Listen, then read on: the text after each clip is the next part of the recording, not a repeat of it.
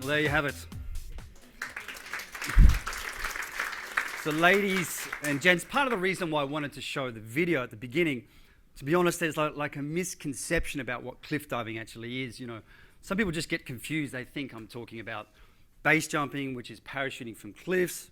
Some people think I'm talking about cave diving or even scuba diving, but not so, as you can see from the video. Now, some brief information about cliff diving. It essentially derives from the Olympic sport of springboard diving and platform diving, with a few fundamental differences that you may have already noticed. And one of them is that we land feet first as opposed to head first. And the other major difference is the height. So we're diving from 27 to 28 meters. Now that's almost 3 times the height of the Olympic high board. And if you want to gain some perspective and understand what it feels like to be this high, then this next slide will illustrate this very well.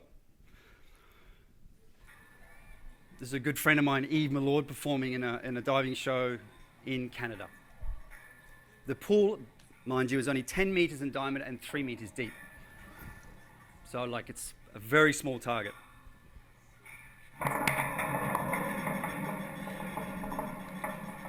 And it's a crazy experience. Like the first time I climbed up, just to actually have a look, I mean, I looked down, I thought, dude, you're gonna miss the pool. I mean, that's honestly how it feels. And this brings up another interesting point. I mean, a lot of people say to me, listen, you must have no fear. And I'm saying that's simply not the case. I'm always nervous. I'm always scared before I do these dives. And in fact, I need fear. Fear keeps me focused. And the other thing is, without fear, you don't have the high. You don't have the sense of accomplishment, the sense of achievement. So it's important. Now, the other thing is, look, I'm not a daredevil. I don't go from ground zero to 27 meters and hope for the best. You know, I'm methodical, I'm prepared, I have at least 8 to 10 years of experience in diving and trampolining before I even attempt the sport of cliff diving. So we're not daredevils. This is actually Vienna, Austria, my very first diving show in a place called Gansendorf. And this is an example of working your way to the top. This is how we develop confidence with the height and overcoming our fears. So the ladder here, the interesting thing about it, it has a perch.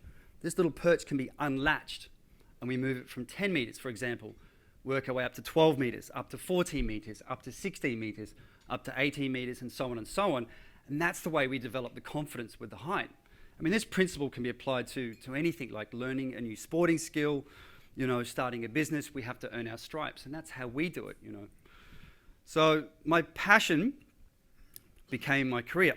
So I was lucky enough with some good competition results that I gained a sponsorship deal, and that opened up a whole world of opportunities in the sense that we could be commissioned to dive off bridges as part of an exhibition, particularly this one, the Stari Mostar Bridge in Bosnia. Then we'd be commissioned to dive in sporting documentaries and competitions. So great way to travel, great lifestyle. Now, ladies and gents, this is where the story begins, and if you're squeamish, well, too bad. I'm going to tell you the story anyway.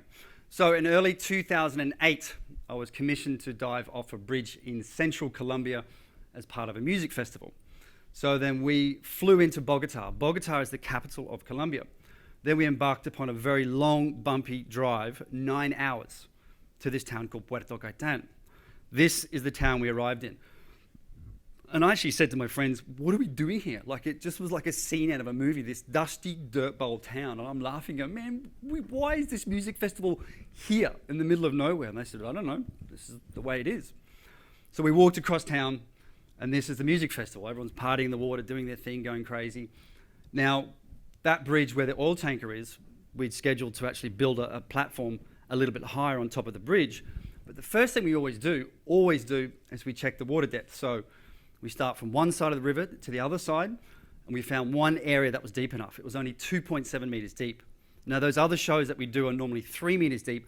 I have dove into those depths before, but what it means is this: you need to react very quickly and bring your legs up nice and fast or scoop forwards. That's what you need to do, okay? So you have to be very, very, very focused. Normally, in most diving competitions, high diving, it's much deeper, 5 meters, but some exhibitions, we have shallow water, but that was the case here in Colombia. This is an image of the dive, an actual piece of video footage.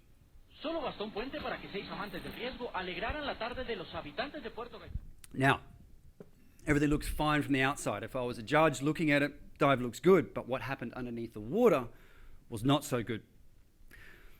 I sort of remember hitting the water, and it's interesting because I thought, why haven't you reacted? And the minute or the second that I thought that, all of a sudden I was on the bottom. So then all I could feel was this. I'm just crouched down, and I thought, okay, no, everything's okay. Like, that came up fast.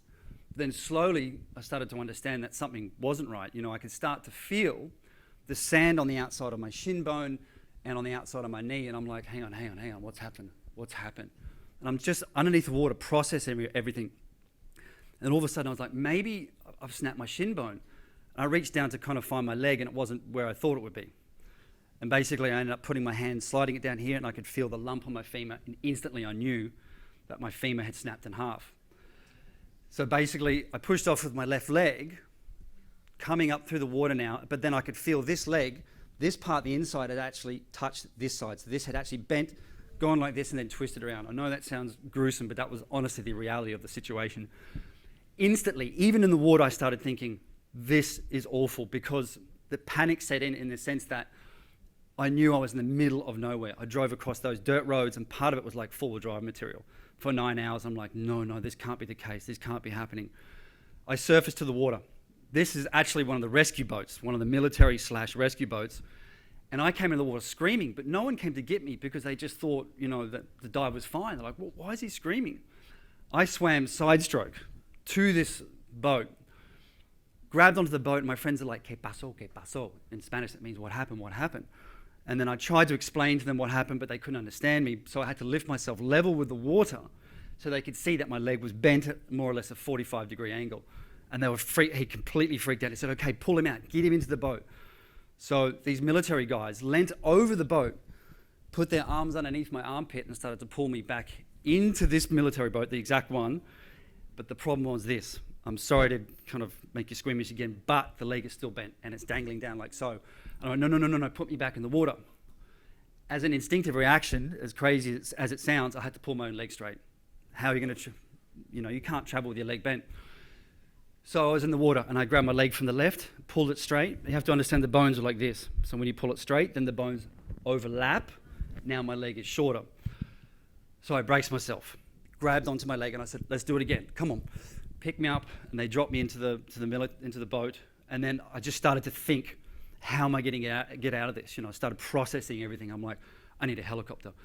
All of a sudden, Orlando Duque, my good friend, was in the boat, and he looked at me and he said, what happened? And then he looked at my leg, he's like, Joey, what happened? And I said, my femur has gone. It's snapped in half. And I said, Orlando, please.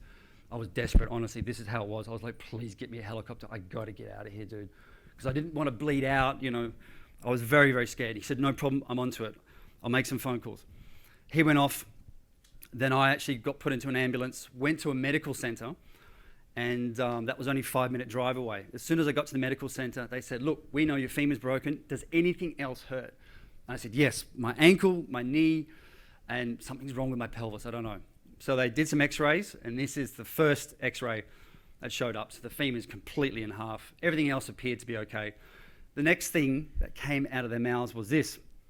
Listen, we're really sorry, but we don't have any morphine, any pain relief whatsoever.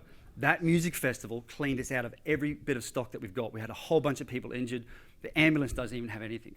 And so we got some Panadol, and I said, don't even bother. What's that going to do? So I just laid in this medical center for 3 hours. Now it's dark.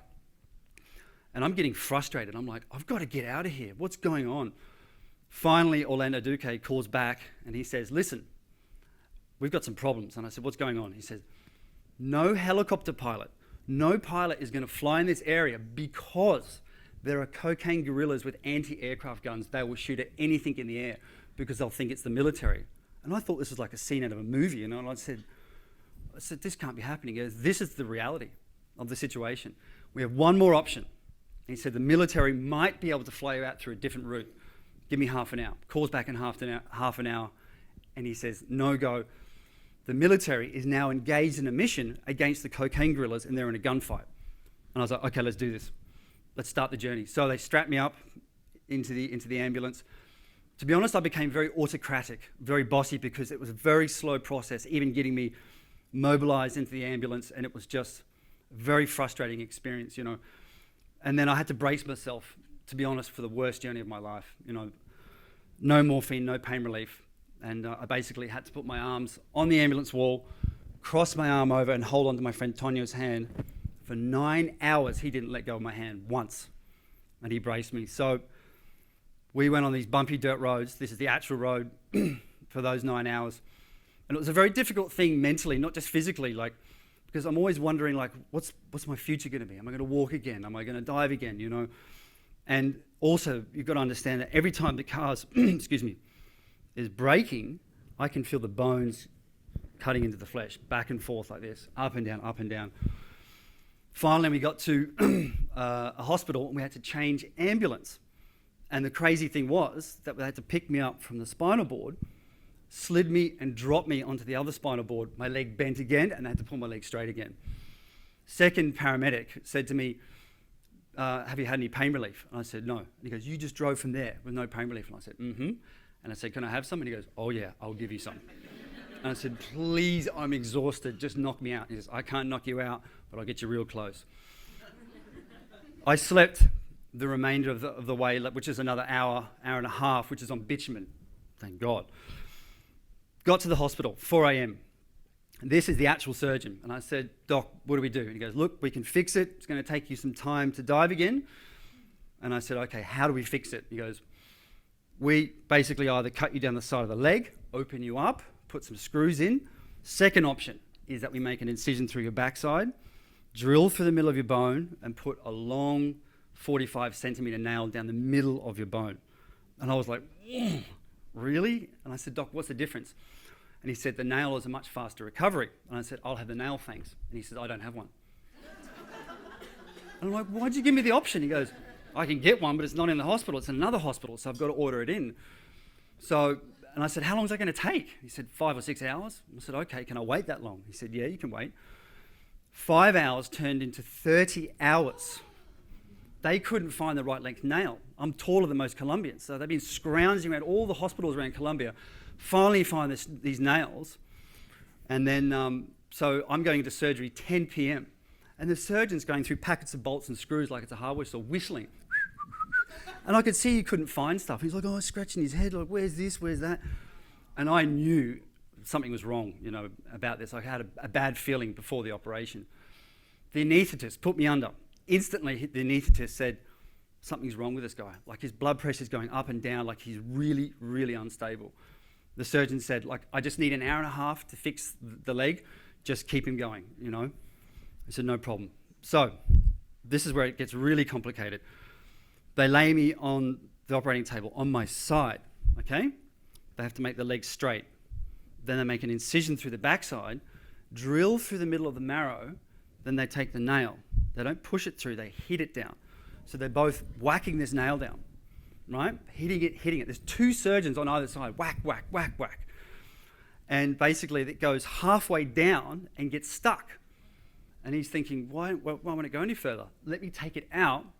I'll put a smaller nail in, a smaller width in, tries to pull it out, won't go. The bone has latched onto the nail, won't go. So then he has to put a T-bar at the back of it. Now he's playing tennis with me. He's backhanding this nail back out like this. Now this is for real. Then he's trying to hit it back in again, hit it back out again. This nail won't go. This is 3 hours of hitting me. 3. And he's like, I can't believe this. I cannot believe this.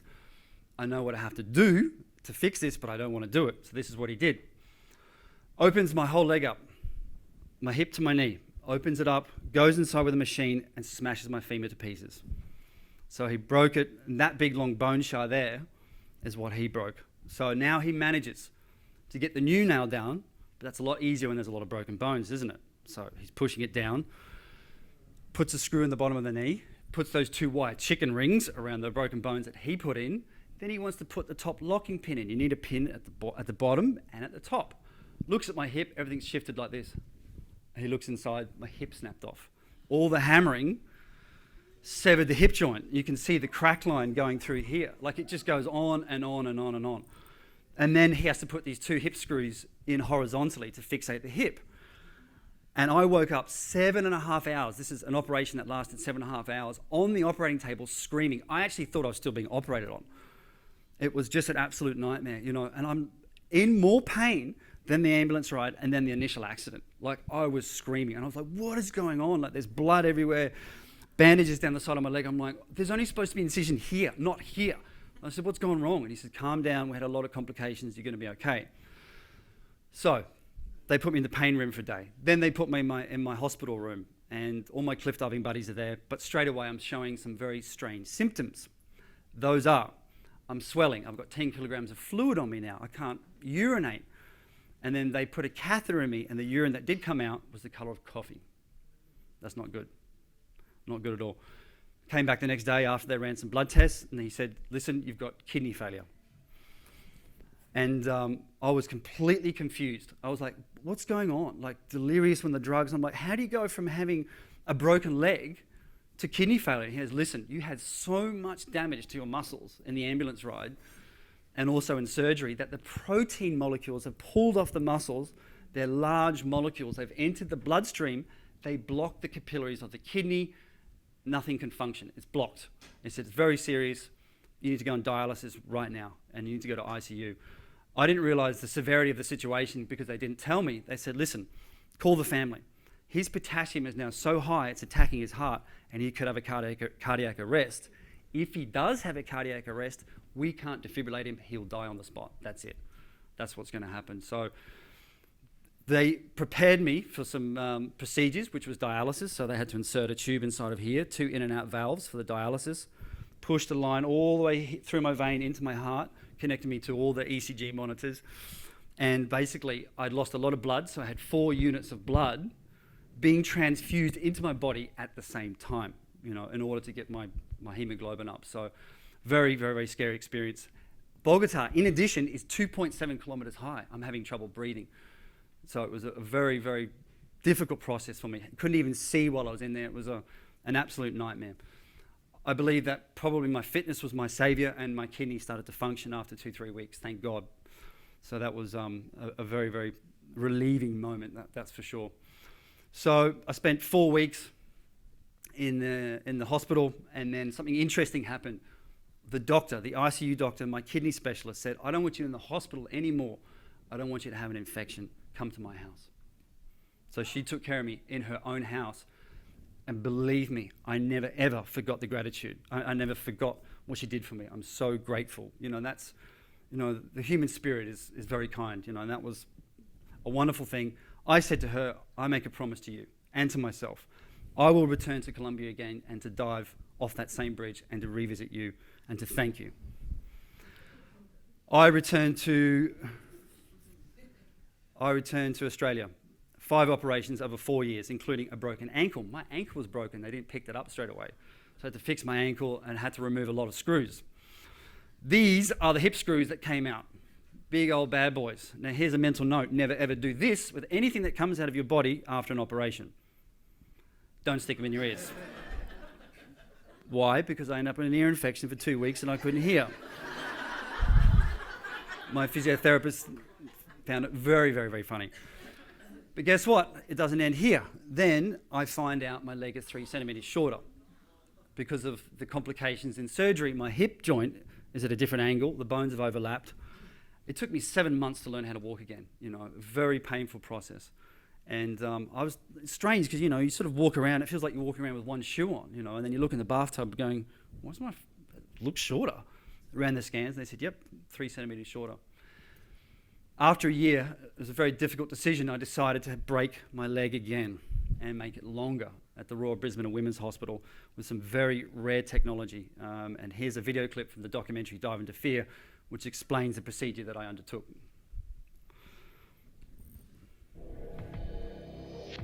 It's almost 3 centimeters short if you compare one side to the other. So the right side here, much shorter.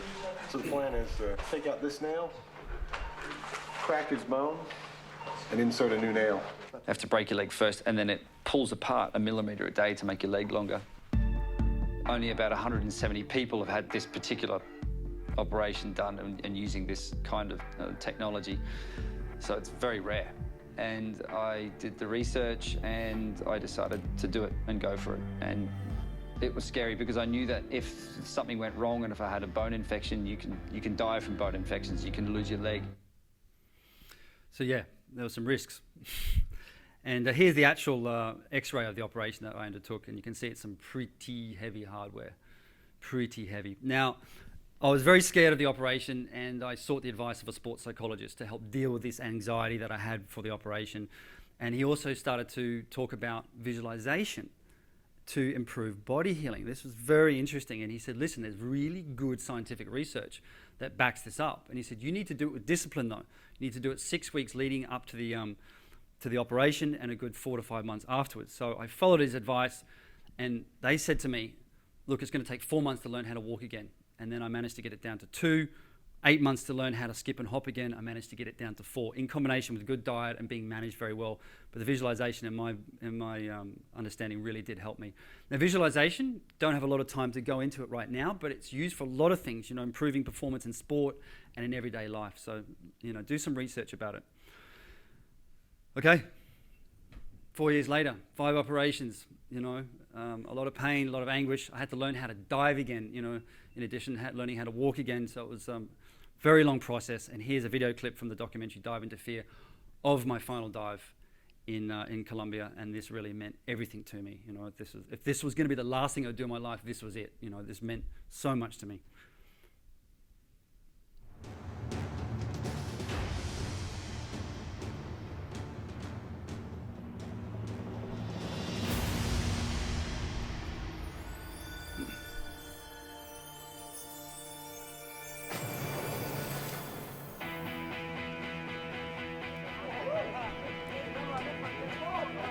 It's just 3 seconds, but 3 seconds as long as a lifetime.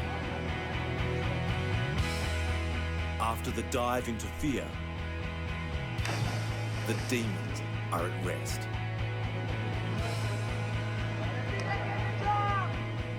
It's funny how 4 years of operations, of ups and downs and emotion, all comes into one point, into 3 seconds. And that was so important for my recovery and for me to move on. Really, this is kind of my last hurrah. That was the dive. And as I said, that meant everything to me. Absolutely everything. I've revisited all the hospital staff that helped me through the whole process, all of my friends, I relived every single step, all the road, everything, the hospital, and it was an incredibly emotional experience for me, and I'm so proud that I did that. And my message to you is, listen, remember, you have a choice of how you respond to your challenges in life. You really do. You have a choice of everything. Choose the positive path. And the other thing is persevere. See things through to the end. Give it your best shot, and you can be at peace with yourself no matter the outcome. But ladies and gentlemen, please, thank you very much for listening to my story.